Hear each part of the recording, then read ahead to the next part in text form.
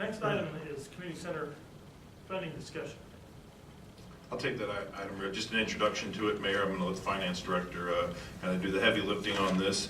As we were going over some of the sales tax projections and the figures that she just shared with you in a finance report, it dawned on me that this would be a great opportunity tonight to talk a little bit about some of the things we've talked about internally about if we were to decide that a new facility for recreational opportunities for the residents were to come to be, how would we pay for it? So really, we've put out there, and we still would recommend at this point in time, should we decide to take that direction, sales tax would be the most appropriate way to pay for that facility. But we wanted to share with the council some of the things that we've been talking about at the staff level. So really, this item tonight reflects our commitment to share with the public and the council what's going on in City Hall, what's going on in the head of the administrator and the finance director, about how would we fund something that would be such a large endeavor in terms of cost and just the project itself in the city of Marion.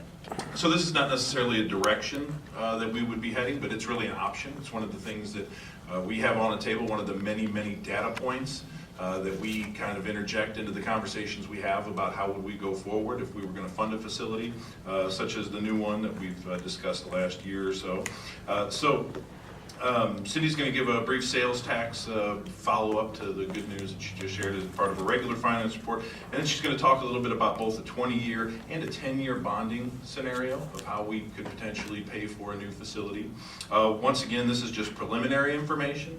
This is just to kind of let everybody know that we are thinking about these things. We are trying to plug these data points into a larger calculation of not necessarily should we do these things, but could we? I think we need to arrive at the could at the staff level before we really jump into the should, and I think we're going to share some information with you tonight that we think further supports the claim that we really could do these things, and that makes the decision a little bit easier, we hope, on the public should we decide to go to them for a vote on these matters.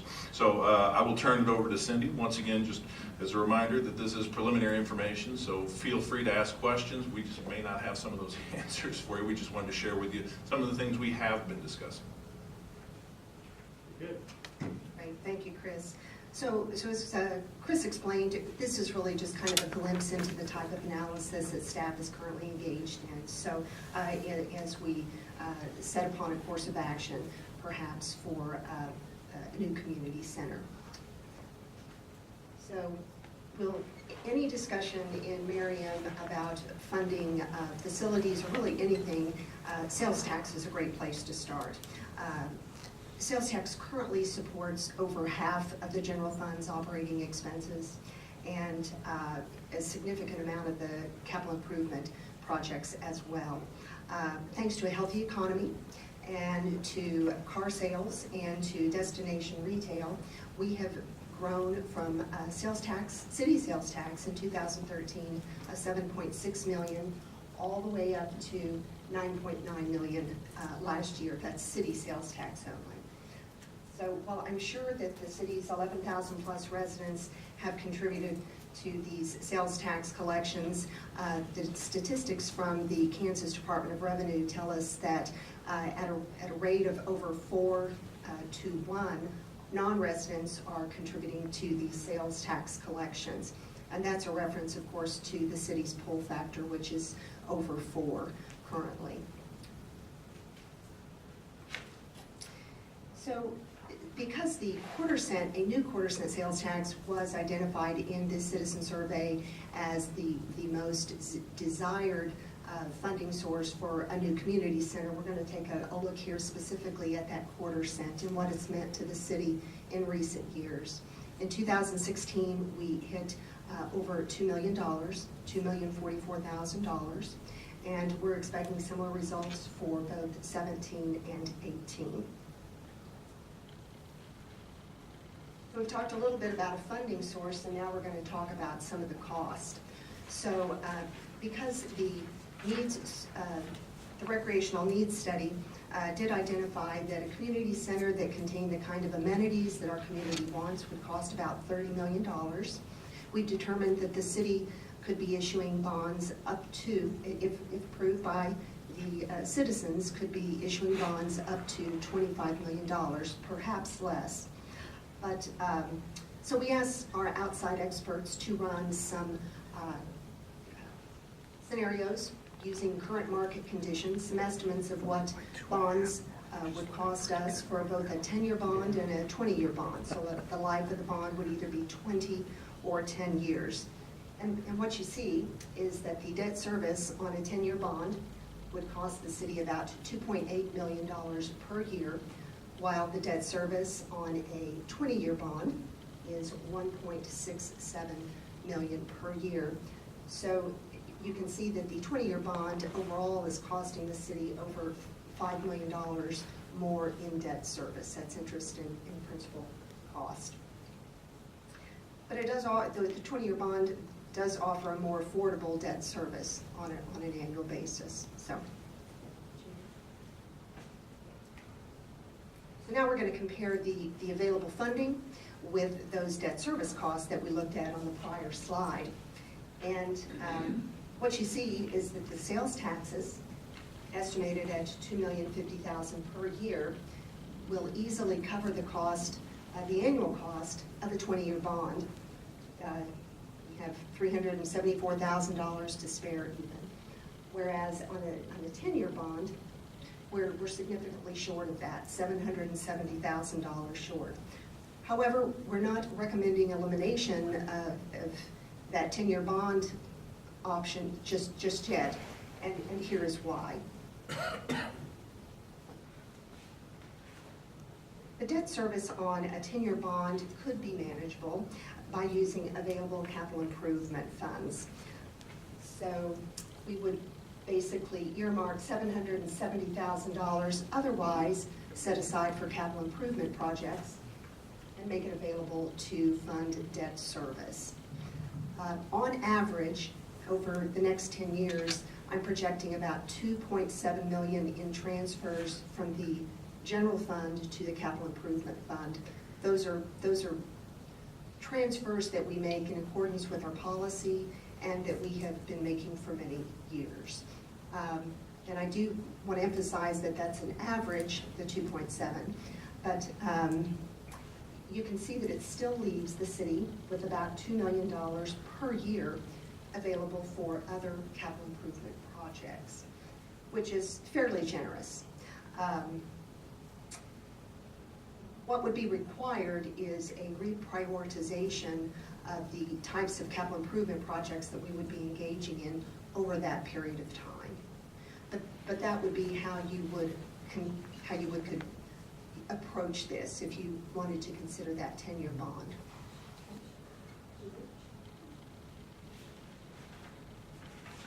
So just a recap here of the pros and cons of a 10-year bond versus a 20-year bond.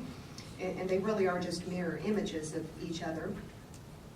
The 10-year bond, obviously, you're going to save $5 million in the cost of borrowing, so that's pretty attractive right there. Also, the life of a 10-year bond matches the life of a special sales tax. By statute, a special sales tax is only 10 years. We're limited to a 10-year life. The cons on a 10-year bond, you've got your debt services exceeding the sales tax, and what that means is you've reduced a little flexibility in your capital improvement program. And if there was volatility in the sales tax, that would mean even more reduction in your capital improvement program. On the flip side here, on the 20-year, you've got a more affordable bond. It's more comfortable, allows you some greater flexibility in the capital improvement program, and ability to perhaps withstand any hiccups in the economy. The cons, it's going to cost you an extra $5 million for that luxury, that affordability. And also at the end of 10 years, you would either have to seek renewal of your special sales tax or search for other funding sources.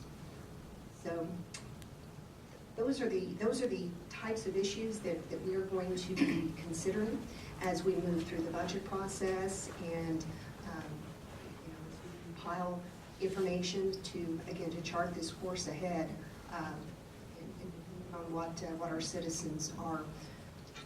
I have a question, Sure. maybe a comment that you can add We have, looking forward in the next 2 years, I would say there's a possibility that we'll have another car dealership online. More than likely, I would say the Kmart redevelopment project will be not complete, but might be nearing completion, and at some point will be online with sales tax from both of those. That's not included in any of your projections with this. No, sir, it's not. This just considers all the retail that's in place right now and current economic conditions. So yes, that would be additional room in those budgets if sales taxes come through. Yeah. Go ahead. I remember at a city council meeting when we were talking about the changes of the city's needs regarding capital improvements and how we restructured our capital improvement program oversight, because I had the sense what we were saying is that we'd reached some level of saturation regarding what needed to be done. And so then I'm assuming too, even though there's really no dollars put to it that I can recall, that we don't have a need to spend as much money as we have in the past as we were tackling those larger projects. I see some heads nodding, so I remember correctly. You do remember correctly. One of the reasons that we felt that absorbing some CIP into Public Works was because we were going to hit a period of time where the CIP program would be a little bit less aggressive because of all of the good work that's been done on our infrastructure for the last 15, 20 years. Not that we will not continue to need to or continue just because it's our responsibility to take care of our infrastructure. But you know, our larger projects, full depth replacement streets, creek projects, the bridges, those things are being addressed. So those big high dollar items, those main thoroughfares, those have really been tackled. We've been able to leverage a lot of money in grants and from other locations and get a lot of it done with not as much money as we need, because for quite a few years there were people in Johnson County that just didn't have the money to even do matching grants. So we were able to plow through some of those lean years because we were the only game in town that could do some of these projects because we had a sales tax that the taxpayers passed about 7 years ago. So yes, for the next few years, maybe the next 5 or 10, depending on some freeze-thaw cycles, CIP, we could have a conversation about reprioritizing CIP because some of the larger projects don't necessarily need to be done. I don't want to speak for the CIP director, but we will be, we don't have any, the largest project we have out there will be Turkey Creek, and that's been out there for 20 years. So that is the largest thing that is currently programmed in the CIP, if I am correct. And that's just a floating number of how much do we have in the budget for that? Around 5 million. Yeah, so with that, we just push that out every year, and so we kind of have a 5 million, that's the big item that's still in the CIP. It's what's sitting there in reserve. It's earmarked. If we know that it's coming forward, we would be able to access those funds. We would be able to pull that project off as we have with every other grant opportunity that we've been able to take advantage of. But that's the biggest project we have in the 5-year CIP as of right now. The rest of them are smaller projects. The residential street group project, this residential street group 5 is the last residential street group, if I am correct. We will still go in, obviously, and do bill and overlay. But all of our full depth replacements, for the most part, will be tackled in this CIP plan. Chris, how about the drainage problems we're having where they're collapsing? That's budgeted in the CIP. Is that what you call a big or a small or medium program? It's really a multi-year program because we are actually going through the process of identifying those and then how to best tackle them. Some of them we're doing with a cure-in-place pipe. Some of them we're doing some replacements. But that's a multi-year program, but we would not abandon that program. It's not a big program here. We've got, what's the budget on that? We have $300,000 in Public Works for, typically annually. I've only been here 1 year, a little over, but my understanding is that it's about $300,000 a We've year. had a couple of years. Called small drainage projects, Yeah. which it's quite a bit of money for. Yeah, It we would is still for that. have those maintenance Yeah. programs budgeted. One other consideration, we spend a lot of money out of CIP on maintenance of our existing community center. That money, if it's replaced with new, we won't be spending it. Well, we spend some out of the CIP. I mean, a lot of it does come out of just the general fund because we budget those maintenance items in there, and we're able to absorb a lot of those failures in the maintenance budget. But there have been a few things that we've had to pull out CIP. over the Sometimes years. equipment reserve is tapped, Sure. either particularly when it's HVAC equipment or refrigerators, and What are we doing that boiler problem we had? I believe that came out of equipment reserve, I think. Yeah. But you know, we did have a CIP project when we did some work in the gym, as I recall. But for the gym floor, there was a problem a few years back. That was a CIP project, but normally it's not our go-to. Any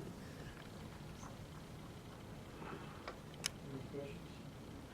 So once again, this is preliminary info. This is info that, I mean, it's current info, but, you know, we could see rates increase tomorrow. We could see them between now and whenever this actually comes to fruition. If it comes to fruition, these rates may not even be good as of today. I think we've had them for a couple of weeks. So. Right, and that's, I would add too, it just like we say about every budget document, it's a living, breathing document, and things can change quickly, and, yes, sir. Last question, probably. The new president wants to spend about $1 trillion on infrastructure. Are we gonna get any money out of that? Not that I know of right now. It'd be but, the state, yeah. passed down through the state. That's perhaps. No, it'll probably be them fixing our section I-35 or something like that. They won't. Which needs it. They won't, it doesn't go to cities, it goes to No the state. partnerships? Well, I If would it say becomes, it would only be the state doing a project they weren't normally going to do, that they're coming to us and asking to help them with, but We need to see the plan. I mean, Yeah. until the plan actually comes out, there's no telling how exactly. But once again, we have done wonderful work in this city because we've been able to leverage funds with grant, our own monies with grant funds, and do a lot of work. I mean, that we continue to do that. We still chase every dollar that we can get so we can match and maximize all the taxpayers' dollars and continue to have a well-maintained street that people are proud to live in. and that's, call their own. a lot of it's county money.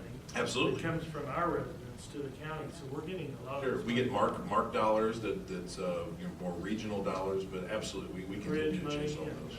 We yeah. appreciate your efforts. Sure, but that's a great team. I take very little credit for it. Just for everyone's information, this will go up on the blog on the community center, just as a kind of little narrative with it. So once again, this just is our commitment to make sure that we have these conversations as publicly as we can. As we get more concrete information, as we get more detail, those are the things we will roll out as we have these public meetings that'll occur over the next couple months. But we did want to share it in the public forum with the public and with